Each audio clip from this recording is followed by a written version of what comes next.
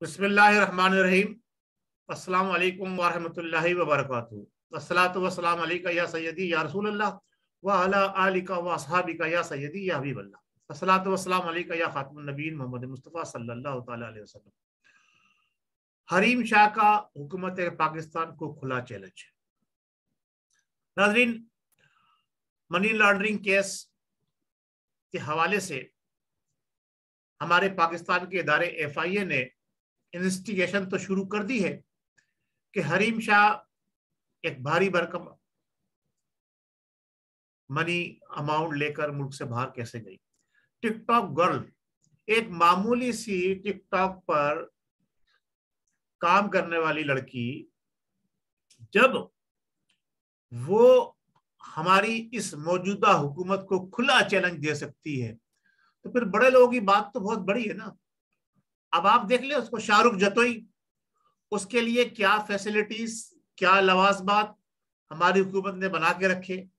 एक कत्ल का मुजरिम किस तरह आजादी से इस मुल्क के वतन पाकिस्तान के अंदर घूम रहा है। दूसरी तरफ हमारे सरबराह मुमलिकत बातें करते हैं कि हम पाकिस्तान को मदीने की रियासत बनाएंगे, सबके लिए यकसा कानून होगा और सबके सब जो है वो एक ही सफ में खड़े हो जाएंगे। दूसरी तरफ अयान अली जैसी मनी लॉन्ड्रिंग गर्ल मजे से पाकिस्तान में घूमती फिरती दंदनाती फिर रही है, कोई उसका पूछने वाला नहीं है।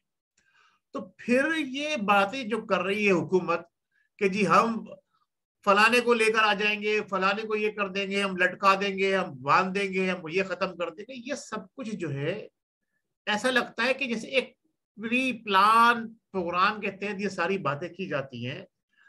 देखिए नाजरीन, हम बात कर रहे हैं पाकिस्तान की सालमियत बका, पाकिस्तान की तरक्की और उरूज के लिए हम मदीने की रियासत का तस्वुर पेश करती है हमारी मौजूदा हुकूमत।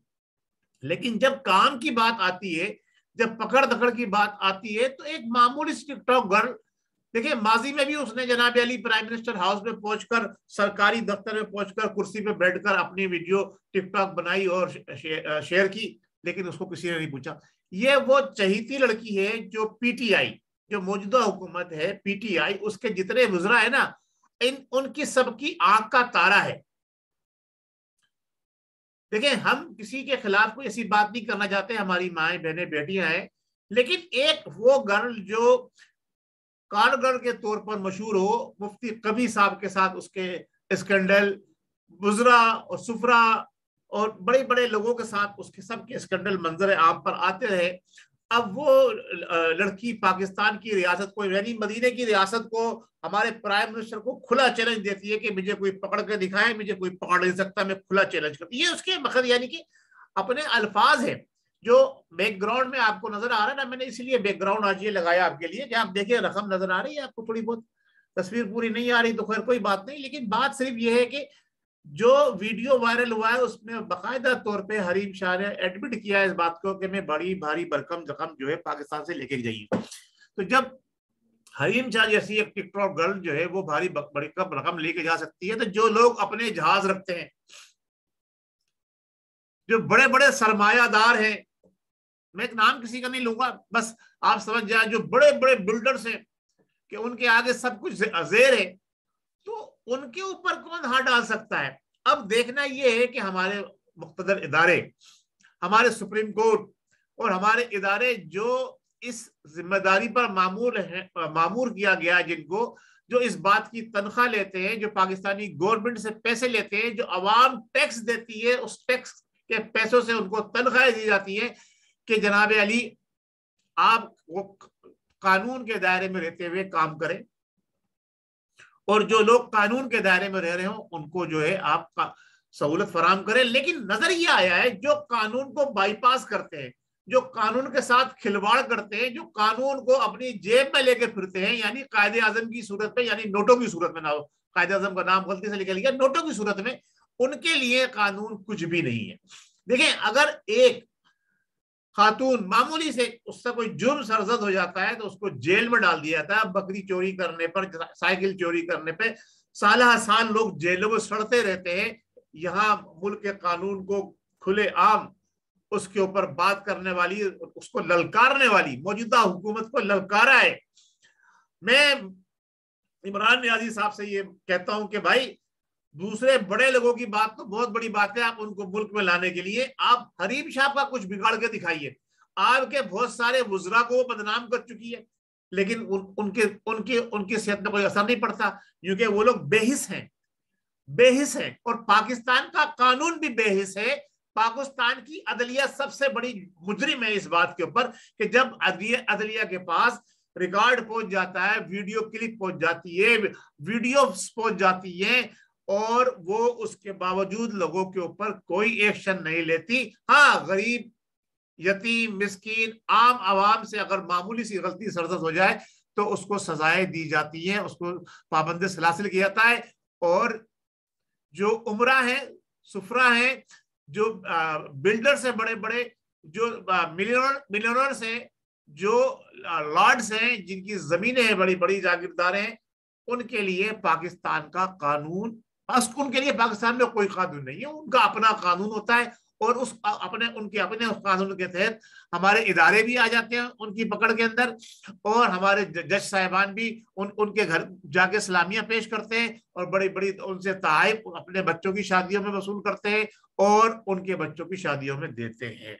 अच्छा, ताइब हमारे जज साहिबान बहुत सारी सूरत में वसूल करते हैं, उस तरफ मैं नहीं जाना चाहता। हमारी आज की गुफ्तगू का मरकज और महवर ये है, क्या हमारे तहकीकाती इदारे इस बात की तहकीक करके ये रिजल्ट सामने ला सकेंगे?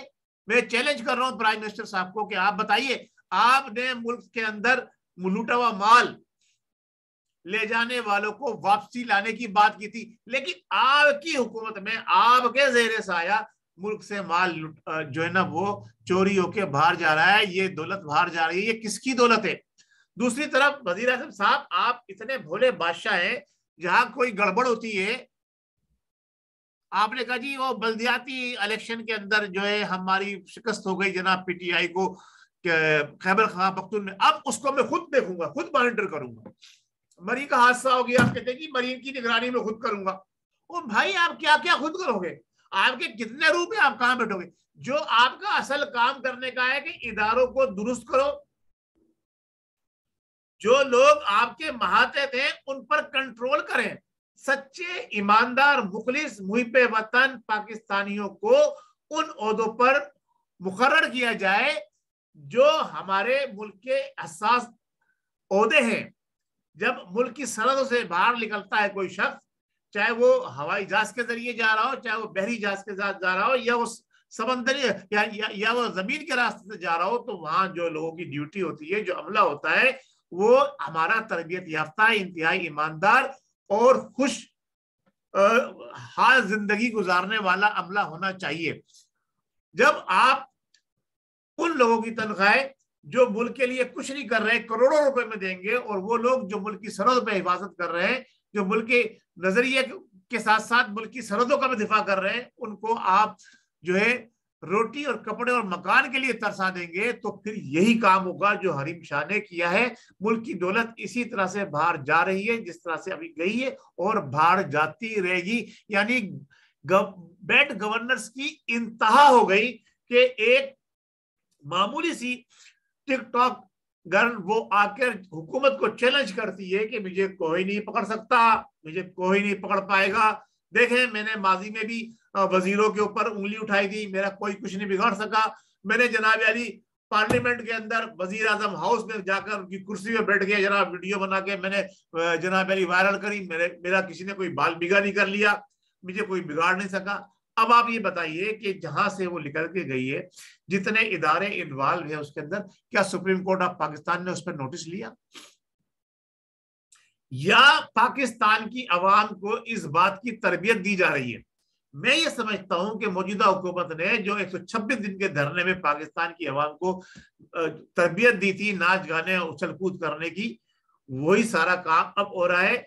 और जिन लोगों को उन्होंने अपने करीब में रखा हुआ है, जिन लोगों के तहत वो हुकूमत चला रहे हैं, वो लोटे शामिल है उनके साथ, जो खुद मुख्तलिफ जराइम में मुलव्विस है, तो हुकूमत उनको शेल्टर दे रही है।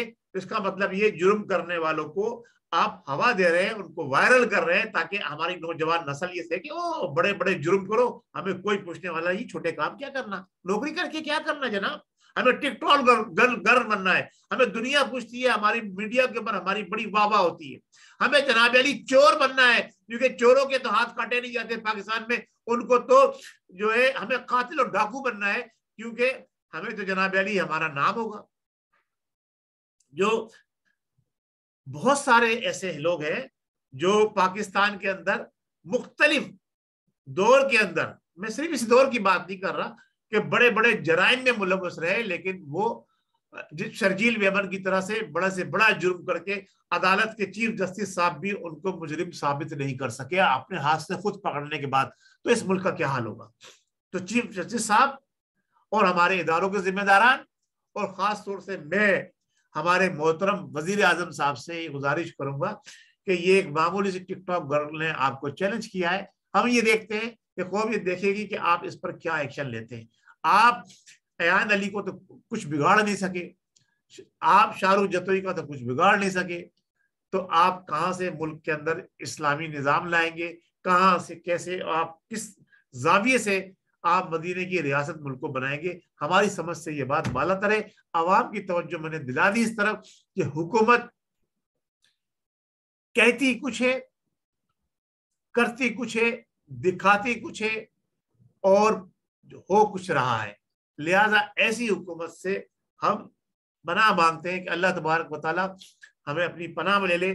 आज जुम्मतुल मुबारक का ये मुबारक दिन था, इसकी बरकतें और रहमतें समेटने के लिए आपको से गुजारिश करूंगा कि अभी भी वक्त है, जुम्मे का दिन चल रहा है। आज आप कसरत से आक़ाए दो आलम सय्यदुल मुरसलीन खातमुन नबीय्यीन मोहम्मद मुस्तफ़ा सल्लल्लाहु अलैहि वसल्लम पर दुरूद भेजकर और अल्लाह से तौबा कर कर अपने अमाल भी सही करने की कोशिश करें। मैं भी कोशिश करता हूँ कि मेरे अमाल सही हो जाए, आप भी कोशिश करें। जब हमारे और आपके अमाल सही होंगे तो हम पर सच्चे मुसलमानों की हुकूमत जो है वो नाफिज की जाएगी। बहुत शुक्रिया। अस्सलाम वालेकुम व रहमतुल्लाहि व बरकातहू। पाकिस्तान जिंदाबाद।